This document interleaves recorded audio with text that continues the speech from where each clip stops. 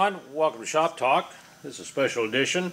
This chainsaw belongs to my friend in North Carolina, Derek. He's in the Armed Services right now. This was his grandfather's chainsaw, and I'm sure it brings back great memories of when he was younger, cutting firewood with him. He wanted to restore it, and nobody around the area could restore it for him, so he contacted me.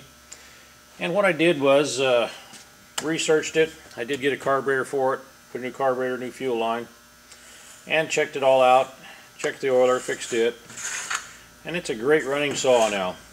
Should give him several years of enjoyment running that, his grandfather's chainsaw.